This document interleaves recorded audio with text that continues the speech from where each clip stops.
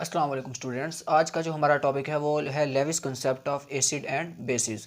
इससे पहले हमने दोनों कंसेप्ट जो है वो हमने डिस्कस कर लिए हैं। एक हमारे पास आर्हीनियस कंसेप्ट था, दूसरा हमारे पास ब्रोंस्टेड-लोरी कंसेप्ट था। ठीक है, तो ये आज हमारा एसिड और बेस का थर्ड कंसेप्ट है, chapter number 10th class chemistry से। तो हम अपने टॉपिक की तरफ चलते हैं। वो कहता है हमारे पास जो अगर हम लेविस कंसेप्ट ऑफ एसिड और बेस की बात करते हैं तो जो साइंटिस्ट था वो कौन सा था, जी.एन. लेविस, जिसने 1923 में ये वाला कॉन्सेप्ट दिया। ठीक है, अगर हम बात करें यहाँ पे आर्हीनियस कॉन्सेप्ट की और ब्रोंस्टेड-लोरी कॉन्सेप्ट की, तो ये जो है डिपेंड कर रहे होते हैं प्रोटॉन के ऊपर। अगर हम आर्हीनियस की बात करते हैं तो एसिड जो है वो प्रोटॉन दे रहा होता है और उसके बाद जो बेस होती है वो हाइड्रोक्साइड आयन दे रही होती है। और उसके बाद जो हमारे पास ब्रोंस्टेड-लोरी कॉन्सेप्ट था उसमें प्रोटॉन ट्रांसफ़र हो रहा था। ठीक है, यानी कि एसिड प्रोटॉन डोनेट कर रहा था और बेस जो है प्रोटॉन को क्या कर रही थी, एक्सेप्ट कर रही थी। ठीक है, तो मतलब वो लिमिटेड कहाँ पे रह जाता है, प्रोटॉन तक। तो अगर हम इसकी बात करते हैं तो इसके मुताबिक जो है वो कहते हैं हमारे पास जो एसिड होता है, acid is a substance which can accept a pair of electron.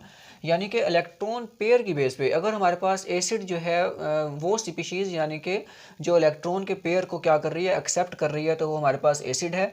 उसके बाद वो कहते हैं a substance that can donate a pair of electron, उसको हम किसका नाम देंगे, बेस का नाम देंगे। यानी कि एसिड हमारे पास जो है इलेक्ट्रॉन पेयर जो है एक्सेप्टर होगा और जो बेस होगी वो क्या होगी, इलेक्ट्रॉन पेयर डोनर होगी। ठीक है, यानी कि बेस इलेक्ट्रॉन पेयर को डोनेट कर रही होगी और जो एसिड होगा वो इलेक्ट्रॉन पेयर को क्या कर रहा होगा, एक्सेप्ट कर रहा होगा। इसकी हम एग्जांपल देखते हैं, एग्जांपल से जो है आपको सही क्लैरिफाई हो जाएगा। हम यहाँ पे देखते हैं reaction between NH3 and BF3, यानी कि हमने अमोनिया और बोरोन ट्राईफ्लोराइड के दरमियान हमने क्या करना है, यहाँ पे रिएक्शन देखना है।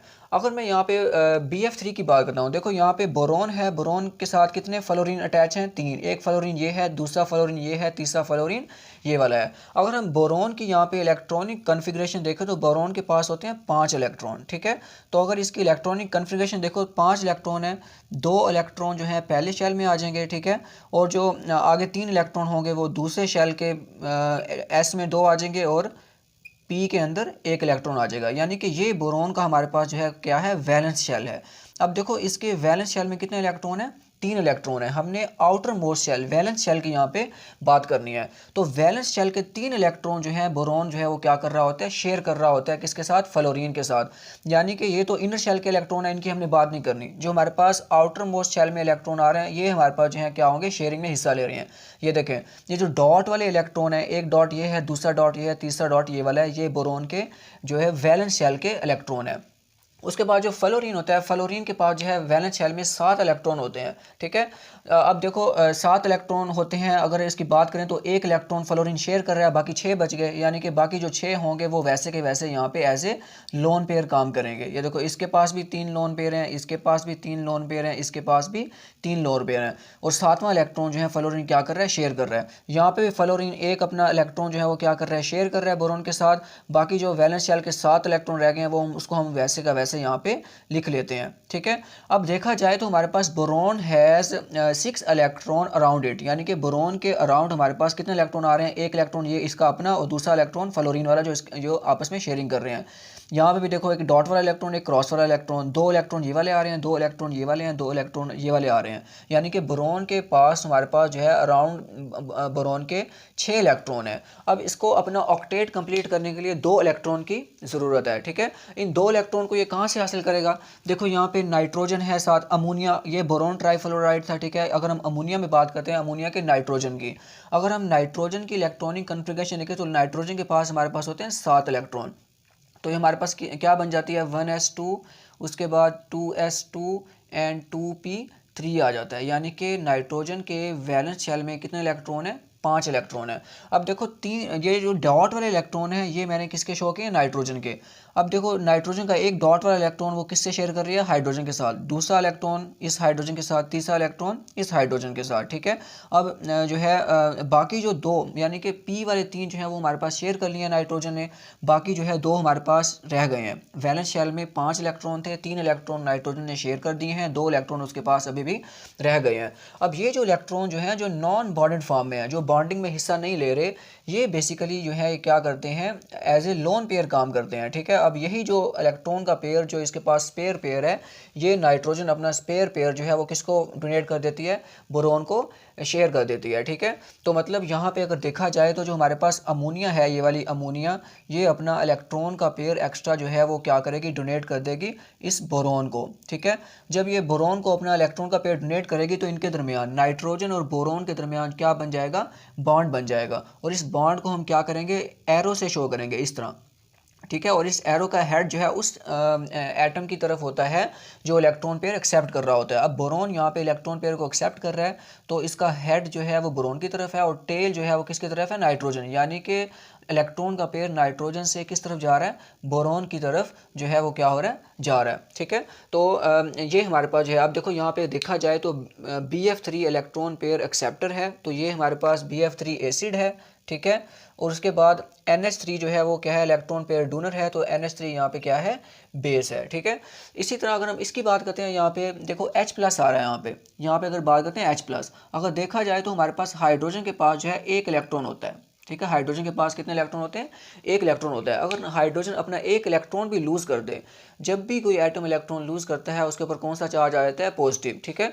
तो अगर एक मिसाल है, हाइड्रोजन एक इलेक्ट्रॉन लूज़ करेगा तो इसके ऊपर चार्ज कौन सा आ जाएगा, प्लस, और एक इलेक्ट्रॉन इसका क्या हो जाएगा, लूज़ हो जाएगा। यानी कि ये जो यहाँ पे H+ जो है, यहाँ पे इसके पास अब कोई भी इलेक्ट्रॉन नहीं है, ठीक है। यानी कि इसने अपना डुप्लेट पूरा करना है। अपना डुप्लेट ये कैसे पूरा करेगा, ये देखो यहाँ पे हमारे पास अमोनिया आ रही है, NH3, नाइट्रोजन के आखिरी शेल में देखो 5 इलेक्ट्रॉन थे, 3 इलेक्ट्रॉन नाइट्रोजन ने इस हाइड्रोजन के साथ शेयर किए हुए हैं, बाकी 2 इलेक्ट्रॉन जो हैं ये क्या होंगे, ये अपने 2 इलेक्ट्रॉन किसको शेयर करेगा, इस हाइड्रोजन यानी कि H+ को डोनेट करेगा।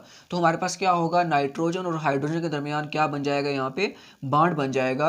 अब ये इलेक्ट्रॉन का पेयर जो है वो नाइट्रोजन से किस तरफ ट्रांसफ़र हो रहा है, हाइड्रोजन की तरफ, ठीक है। यानी कि हाइड्रोजन जो है वो इलेक्ट्रॉन पेयर एक्सेप्टर है और ये अमोनिया जो है इलेक्ट्रॉन पेयर डोनर है। तो इस एरो का हेड हम उस एटम की तरफ लगाते हैं जो इलेक्ट्रॉन पेयर को क्या कर रहा होता है, एक्सेप्ट कर रहा होता है। बेसिकली हमारे पास ये कौन सा बॉन्ड होता है, ये कोऑर्डिनेट कोवलेंट बॉन्ड होता है, कोऑर्डिनेट कोवलेंट बॉन्ड होता है, ठीक है। इस बॉन्ड को बेसिकली हम किसका नाम देते हैं, कोऑर्डिनेट कोवलेंट बॉन्ड का नाम देते हैं। उसके बाद जो हाइड्रोजन के ऊपर प्लस चार्ज होता है, इसको हम ब्रैकेट के बाहर जो है वो यहाँ पे लगा देते हैं। तो हमारे पास जो है यहाँ पे किसकी फॉर्मेशन होती है, इसको आप ऐसे भी लिख सकते हो, NH4 पॉजिटिव, यानी कि अमोनियम आयन की यहाँ पे क्या हो जाती है, फॉर्मेशन हो जाती है। यानी कि BF3 में बोरोन जो है वो क्या था, इलेक्ट्रॉन डेफिशिएंट था, और अमोनिया इलेक्ट्रॉन का पेयर उसके पास एक्स्ट्रा था। तो अमोनिया को जो नाइट्रोजन है इलेक्ट्रॉन पेयर डोनेट करती है, इस वजह से अमोनिया जो है वो लेविस बेस है। और जो बोरोन ट्राइफ्लोराइड BF3 है, इलेक्ट्रॉन का पेयर एक्सेप्ट कर रहा है, तो वो हमारे पास क्या है, एसिड है। इसी तरह H+ यहाँ पे एसिड है, क्योंकि इलेक्ट्रॉन का पेयर जो है वो एक्सेप्ट कर रहा है और अमोनिया इलेक्ट्रॉन का पेयर डोनेट कर रही है, तो वो यहाँ पे क्या है, बेस है। इसी तरह एक और डेफिनेशन आपने यहाँ पे करनी है, वो डेफिनेशन हमारे पास क्या है, अडक्ट, ठीक है। वो कहता है किसी भी लेविस एसिड और लेविस बेस का जो प्रोडक्ट होता है वो हमारे पास क्या होता है, सिंगल होता है। वो क्या होता है, सिंगल होता है, ठीक है। तो उसको हम किसका नाम देते हैं, अडक्ट का नाम देते हैं। यानी कि लेविस एसिड और लेविस बेस आपस में कंबाइन होके यहाँ पे एक सिंगल प्रोडक्ट बना रहे हैं, सिंगल प्रोडक्ट। यहाँ पे भी देखो तो हमारे पास ये लेविस एसिड था, ये लेविस बेस है, दोनों आपस में कंबाइन होके एक सिंगल प्रोडक्ट बना रहे हैं। इसको हम किसका नाम देते हैं, अडक्ट का नाम देते हैं। अच्छा, अब हमारे पास आगे जो है वो लेविस एसिड और लेविस बेस के दरमियान जो है हमने कुछ पॉइंट्स देखने हैं। लेविस एसिड के कुछ पॉइंट्स हैं, ठीक है, और लेविस बेस के हमारे पास यहाँ पे कुछ पॉइंट्स हैं। अगर हम यहाँ पे लेविस एसिड की बात करते हैं तो वो कहते हैं molecule in which central atom has incomplete octet. यानी कि ऐसा मॉलिक्यूल जिसमें सेंट्रल एटम का जो ऑक्टेट होता है वो इनकम्प्लीट होता है। यानी कि आपको पता है हर एटम जो है वो स्टेबिलिटी गेन करना चाहता है, ठीक है। तो उसके लिए हमारे पास 2 रूल हमने पढ़े हैं, एक डुप्लेट रूल है, एक ऑक्टेट रूल है, ठीक है। तो अगर सेंट्रल एटम में वो कहता है इनकम्प्लीट ऑक्टेट है, यानी कि अगर उसके पास 8 इलेक्ट्रॉन पूरे हैं फिर तो वो स्टेबल है। तो अगर उसके पास इनकम्प्लीट ऑक्टेट है तो वो फिर स्टेबल होना चाहेगा, ठीक है। तो स्टेबल होने के लिए वो क्या करेगा, अपने इलेक्ट्रॉन की कमी को पूरा करेगा, और इलेक्ट्रॉन की कमी को पूरा करने के लिए वो इलेक्ट्रॉन एक्सेप्ट करेगा। और इलेक्ट्रॉन अगर एक्सेप्ट करेगा तो इलेक्ट्रॉन एक्सेप्टर हमारे पास जो स्पीशीज़ होगी उसको हम लेविस एसिड का नाम देते हैं। तो वो कहता है molecule in which central atom has incomplete octet, वो बेसिकली किसके तौर पर काम करेगा, लेविस एसिड के तौर पर काम करेगा। जैसे हमारे पास यहाँ पे BF3 आ रहा है, AlCl3 आ रहा है, FeCl3 आ रहा है, ठीक है। अगर BF3 की बात करें, इसमें सेंट्रल एटम हमारे पास बोरोन है, देखो ये बोरोन आ रहा है, ठीक है। ये डॉट वाले इलेक्ट्रॉन बोरोन के हैं, ठीक है। और उसके बाहर एक फ्लोरीन यहाँ पे आ रहा है, दूसरा यहाँ पे, तीसरा यहाँ पे, ठीक है। तो अगर यहाँ पे देखा जाए, बोरोन है 6 इलेक्ट्रॉन अराउंड इट। ये देखो ये बोरोन है 1 2 3 4 5 6, यानी कि इसके पास यहाँ पे अराउंड, इसके अराउंड कितने इलेक्ट्रॉन है, 6 इलेक्ट्रॉन है। तो इसका मतलब क्या होगा, अगर 6 इलेक्ट्रॉन है तो ऑक्टेट कंप्लीट करने के लिए इसे 2 इलेक्ट्रॉन की ज़रूरत है, ठीक है। तो ये इलेक्ट्रॉन अपना ऑक्टेट कंप्लीट करने के लिए इलेक्ट्रॉन क्या करेगा, एक्सेप्ट करेगा।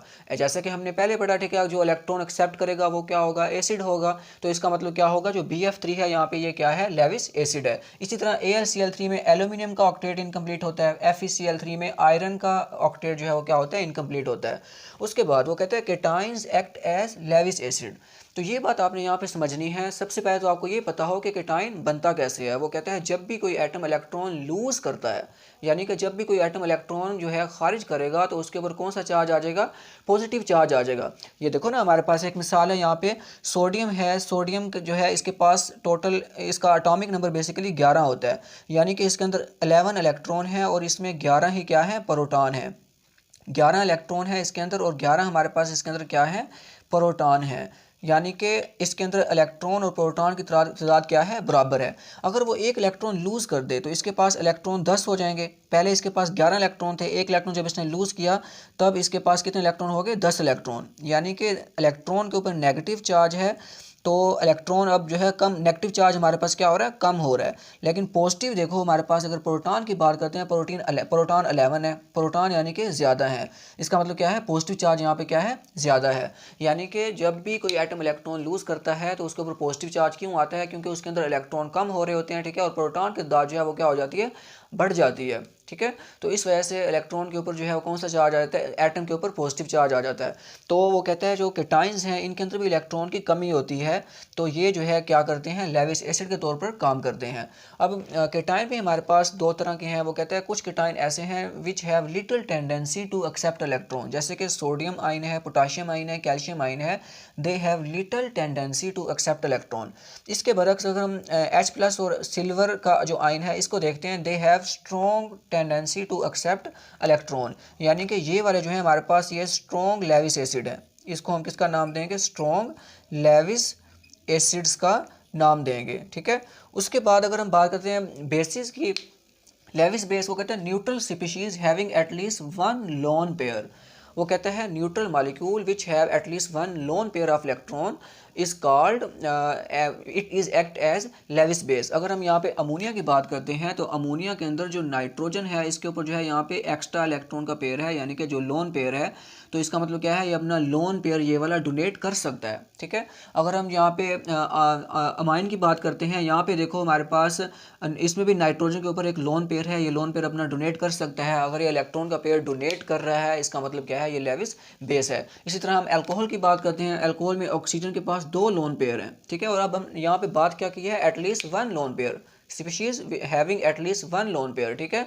लेकिन इसके पास कितने लोन पेयर आ रहे हैं, 2 लोन पेयर आ रहे हैं, यानी कि ये भी अपना लोन पेयर जो है वो क्या कर सकता है, इलेक्ट्रॉन का पेयर डोनेट कर सकता है। तो ये लेविस बेस के तौर पर काम करेगा। उसके बाद हमने यहाँ पे क्या पढ़ा है, केटाइन जो है वो लेविस एसिड के तौर पर काम करते हैं। तो जो हमारे पास एनाइंस होंगे, यानी कि नेगेटिवली चार्ज जो स्पीशीज़ होंगी, जितने भी एनाइन होंगे वो हमारे पास लेविस बेस के तौर पर काम करेंगे। अब एनाइन कैसे बनते हैं, जब भी कोई एटम इलेक्ट्रॉन एक्सेप्ट करता है, जब भी कोई स्पीशीज़ इलेक्ट्रॉन एक्सेप्ट करती है तो उसके ऊपर कौन सा चार्ज आ जाता है, नेगेटिव चार्ज आ जाता है, ठीक है। इसका मतलब क्या है, इसके अंदर इलेक्ट्रॉन जो है वो क्या है, ज़्यादा हैं। अब जाहिर बात है ये एनाइंस हैं, इनके अंदर इलेक्ट्रॉन ज़्यादा है, इलेक्ट्रॉन की तादाद ज़्यादा है, तो ये अपना ये जो है ना, ये भी क्या करते हैं, लेविस बेस के तौर पर काम करते हैं, ठीक है। तो सिंपल जिसका ऑक्टेट इनकम्प्लीट होगा वो लेविस एसिड होगा, और जो केटाइंस होंगे वो भी क्या होंगे, लेविस एसिड होंगे। उसके बाद हमारे पास जो है neutral species having at least 1 lone pair, वो हमारे पास क्या होगी, लेविस बेस होगी। उसके बाद जो एनाइंस होंगे जितने भी, वो भी क्या होंगे, यहाँ पे लेविस